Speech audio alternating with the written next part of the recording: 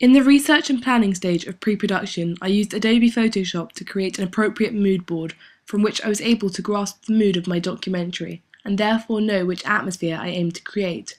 This was helpful when forming a storyboard and filming for my documentary. Last year, at AS, I used a Nikon Coolpix digital camera.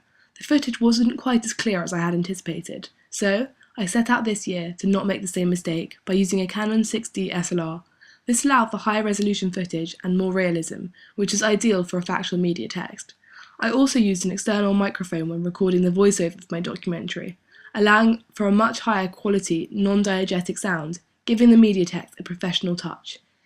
In the post-production stage of my documentary, I used Final Cut Pro to edit my footage, turning it into a realistic extract from a documentary. This allowed for me to add appropriate effects in order to fit the conventions of a documentary and the ethos of my specific documentary. I used iTunes to download an appropriate non-diegetic soundtrack, Youth by Daughter. I then edited it, fading it in and out appropriately using the Final Cut Pro sound settings. I took advantage of the internet when gathering audience feedback, using social network sites to target my audience and get their opinions on my main and ancillary media texts. This allowed for me to get a wider range of feedback than simply handing out questionnaires or interviewing a few people. It was also mainly my target audience who gave feedback, as it is this age range of teenagers who are mostly commonly using social media sites.